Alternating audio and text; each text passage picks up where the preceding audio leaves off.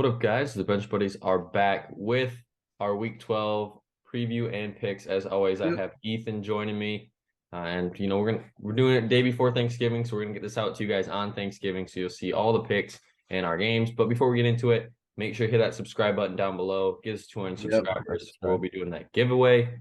But Ethan, before we get into it, we gotta talk about last week. We both tied 8-6. Had a good run in the 1 o'clock games. And then, Yep. the 4 o'clock games hit and it kind of went downhill. Really Uh, bad. we did recover for the Sunday night and Monday night games. But which game stood out to you the most? Well, what stood out to me obviously was Detroit and the Giants. Detroit really played good, and now they're winning three straight, and now they got a chance to beat the Bills on prime time. Now I don't know if they're doing that, but another game I'd say was it's kind of surprising. We both picked Denver. Thought the home field advantage would help, but obviously Devontae Adams long touchdown sealed it for the Raiders. So what do Yeah, you for think? me, I got to go with obviously Dallas and Minnesota. You took Dallas. I don't think you thought there would be a win Nope. like that. I didn't think it would be a loss like that either. But I went with Minnesota just because of the hot hands. How can you pick against a team that what 7 in a row? Right. It's tough to pick against a team like that. But the Vikings, they got it coming to them, and maybe they can rebound this week against the Patriots on Thanksgiving. Should be a good game for them, but they really need a rebound. Even if they do lose, I think it's got to be a close loss. Because if they lose big again, that might be in the category of fraudulent teams. But we got to get Right. into our guests. Obviously, we don't have one this week, but Cam's still on top. But we do have our first game here, 12:30 on Thanksgiving. You mentioned it. Lions are on a 3-game win streak, and they still have a top 5 pick right now in the Yep. draft. It's And awful. the Bills obviously have been struggling late, losing to the Vikings at home. Last week, pretty much dominated the Browns, and I think it's going to happen yet again. Bills are going to win. Josh Allen's going to have a big day along with Gabe Davis and Stephon Diggs. Yeah, I'm with you. I'm taking the Bills, but I do think the Lions. It's a really big spread for how the Lions have been playing, and they've just been finding a way to stay in football games. So this could be a close game, a lot closer than we expect. But with that being said, the Bills not been playing great football, but I think they're going to get back on track here on Thanksgiving in the early slate. And then we got at 4:30 Dallas and the Giants. And I don't think anyone thought you would have a matchup of 7-3 and for second Nope. place in the NFC East. And Dallas is favored by 10, which I don't like. They do beat the Giants. I think it's like 7 or 12, something in a row. They beat them a long time Yeah. consecutively the last few years. And I expect it to continue on Thanksgiving here. But the 10 points is a lot of points in a primetime game for these Cowboys. And they have struggled in Thanksgiving games in recent years. So give me the Giants spread, but I think Dallas will still win this one outright thanks to the ground game. Yep, I'm with you there, and I even put a Giant spread in my bets for tomorrow. So I'm definitely with you there. Giants just play too close to football. I think there's a world where the Giants can win this game. They really can run the ball with Daniel Jones and Saquon Barkley. I think there's definitely a shot against the Cowboys' rushing defense, but I'm gonna take the Cowboys because favorites on Thanksgiving. I saw a stat where favorites on Thanksgiving are like insane. They're like 36-1 or 36-2. Pretty crazy. I'm gonna take the Cowboys in this one. Just a better team all around. And then you got the Patriots and Vikings. And whatever your stat just was, I'm going against it. I'm going with the Pats on the road in Minnesota. This defense has been a top 2 defense, and they are not 2 this year. And that is a main part of why they are 6-4 right now and contending to make the playoffs. And if you get this win this week, I think that just proves my point that this Patriots team is good. Mac Jones has been playing game manageable, just like Taylor Heineke has been. And Ramondre Stevenson has been excellent as well, the breakout candidate of the year potentially for the Patriots. But if they're going to have to throw, that concerns me if they get down early. But this defense, showed us last week that they are really good in limiting opponents. Minnesota obviously got limited by Dallas, and they have a top 3 defense as well. So maybe you could see a repeat performance here on Thanksgiving. Yeah, definitely a possibility. I'm just going with the Vikings because I don't think they have too much offensive firepower. Obviously, it's going to be a great matchup against the Patriots defense, they're really physical and just really good. But I'm gonna take the Vikings. I think Justin Jefferson's going to have a big game. Dalvin Cook. It starts with the run, so if they can get the run started, It's going to be a long day, I think, for New England, and I think the Vikings will win it. And then we're moving over to our Sunday slate. We're going to breeze through these essentially. A lot of them are the same. Not big games, just a few in here, but we got Broncos, Panthers, Sam Darnold starting, and you still got Russ on the other hand, and a decent defense. So you got to go with the Broncos here. With you there, absolutely. Hammering that Broncos spread. That's insane to me how small that number is. So I'm definitely taking Denver here. And then you got Tampa going on the road to Cleveland. Cleveland, it's must win every week, especially because this is the last week they don't have Watson, and he returns next week against, his former team, the Texans. But this is this week, and Tampa, they aren't in must win, but it feels like they have to win, just because they won't have a half game lead on the Falcons for first place in the NFC South. So give me the Bucks on the road. Ricard White might have a big day over Lenny Fournette. So if you're playing some fantasy football, you may want to take that into consideration. Yep. The only reason I'm taking not taking the Browns here is because the Bucks are coming off a bye. They're just Tom Brady's just way too sharp, and that offense is going to be running nice for them. But the Browns, you see, if they lose this game, they drop to 3-8 before Deshaun Watson comes back, and they're basically out of the playoffs. If they win this game, they have a shot still. So upset alert. Maybe I might throw something on this game, but I'm gonna have to pick the Buccaneers straight up. And then should be a good game. I think a very underrated game in the 1 o'clock slate is Ravens and Jaguars. Jaguars have just been getting hurt late in the fourth quarter, lose on one possession games. And that's where the Ravens make their money. And I think that's why I got to go with the Ravens here. I did like the Jaguars initially, first, look at it, but, going deeper into it, the weapons, the defenses, you got to lean towards the Ravens. Yeah, absolutely. I'm with you there. Ravens are just a better team all around. I do think it's going to be close, like you said, but definitely going with the Ravens here. Should be a huge blowout here. Kyle Allen is starting for the Texans now over Davis Mills. Tua off of bye, and Waddle and Tyreek and Mostert and Jeff Wilson and Mike Gesicki, and just all of their weapons are going to be on full force here and absolutely dominate these Texans. But we have seen some stranger things this year, so you can't rule out the Texans. Early, it is a divisional game, so you got to technically, or no, sorry, it's not a divisional game. It's a very good AFC game that you could go into the Texans' favor because they have played a lot of teams close, but Dameon Pierce is going to have his best game of the year for them to really have a shot. Yeah, no doubt, for sure. Bears, Jets. We're both going with the Jets here. I just think Jets playing without Zach Wilson, that might help a little bit. That defense, as we saw, was just on display with that 3-3 game against the Patriots.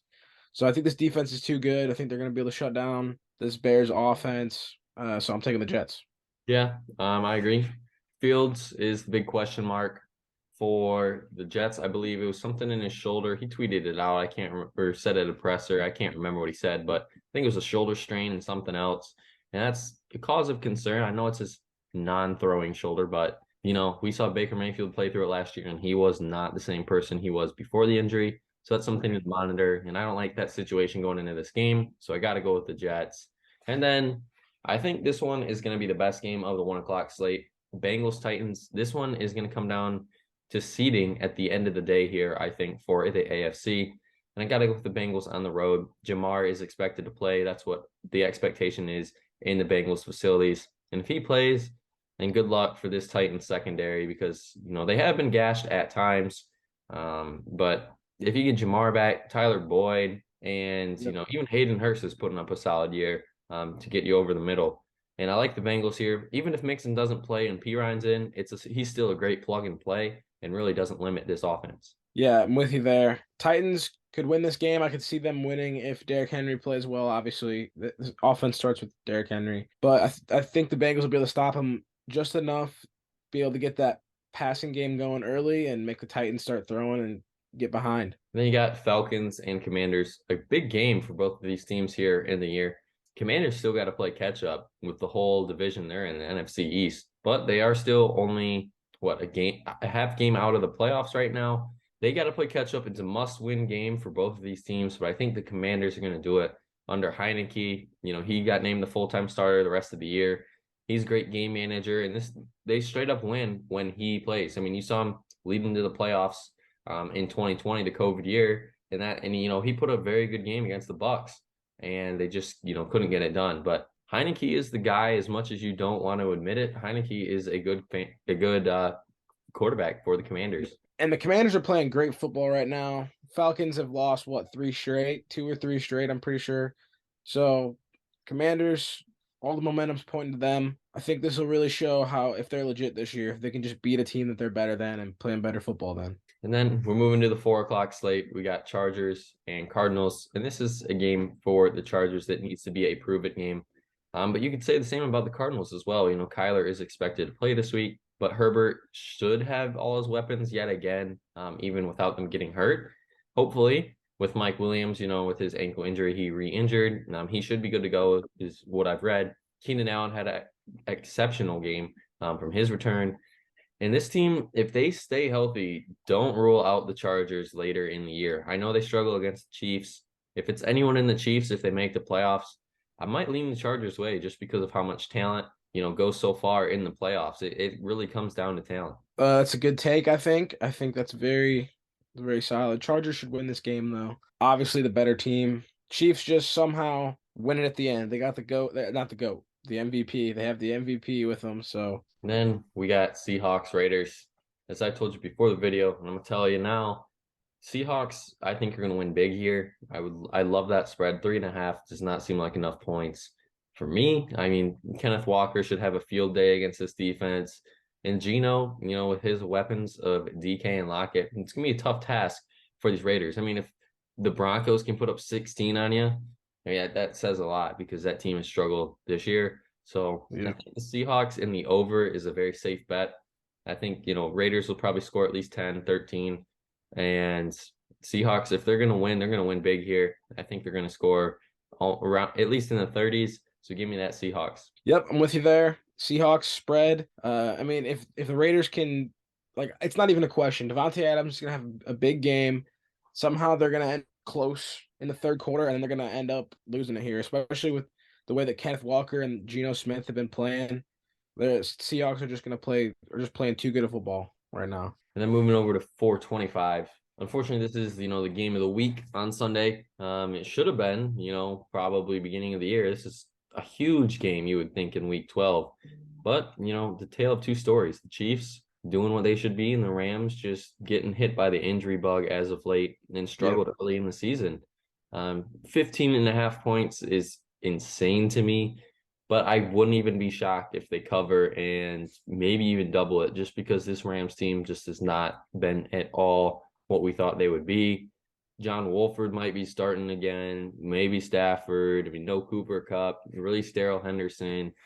Just lots of drama and too many moving parts for the Rams. So you got to stay steady with the Chiefs. Yeah, I'm going to take the Chiefs as well, but if Stafford plays, it could be a closer game than the 15.5 spread.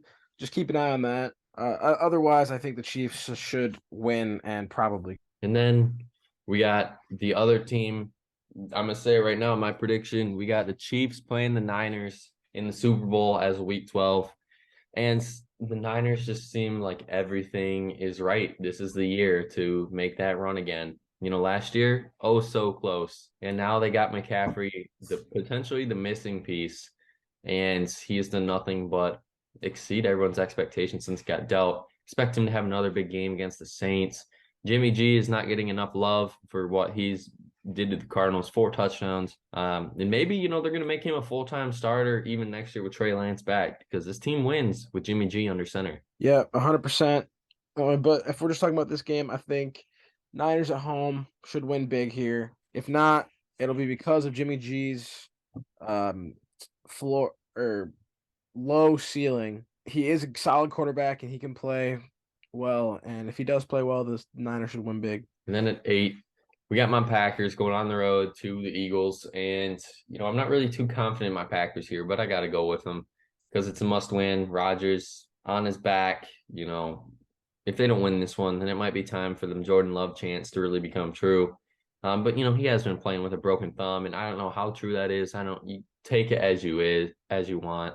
But, if they want to win this one, they're going to have to at least throw for 2-3 touchdowns, and Aaron Jones will have to have a big day. But these Eagles have been susceptible these last few weeks of almost losing in the fourth quarter. So if the Packers are in a close one going into the fourth quarter, then I say all bets are off the table and it's just a coin flip at that point. Yeah, it's definitely a possibility if Aaron Rodgers plays well and they can get the run game going. Eagles are definitely susceptible to an upset here, but I think the Eagles will be able to run the ball against this Packers defense. And that comeback win really proved something to me with the Eagles, how they're not just going to fall over after they lose. I think they're just going to keep fighting, and that is why I'm taking the Eagles.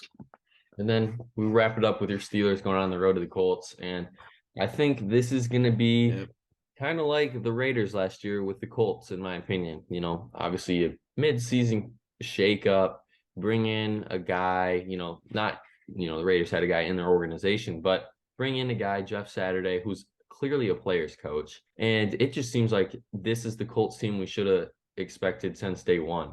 Jonathan Taylor's playing at a whole different level. He's been what he was at. Matt Ryan's been playing better. I don't want to say great, but better than what he was at. And the defense, I mean, limiting the Eagles to 10 points before that 2-minute drill obviously says big things. They don't have Shaq Leonard. So I got to go with the Colts here at home. I think this will be a low scoring affair, but I wouldn't be surprised if Kenny Pickett has a good day against this defense and really gets it going. But he needs to find his consistent weapons rather than who's hot at the time. Yeah, I think he's going to find it this week with George Pickens. I mean, they've been connecting a little bit. Yeah, George Pickens had a big game last game, but obviously I'm taking the Steelers. No bias here. I think if they beat the Colts 4-7, I'm kind of 50-50 on if we want to win some more or just tank for the draft. So I don't know, but definitely taking the Steelers in this game. I just think this defense is going to be able to shut the Colts down, and they're going to be able to score enough. And that's going to be it for our video this week. Come back next week, see how we did. Check us out. Let us know in the comments what you guys think of the games this week and what your picks are and whatnot. But as always, the Bench Buddies are out.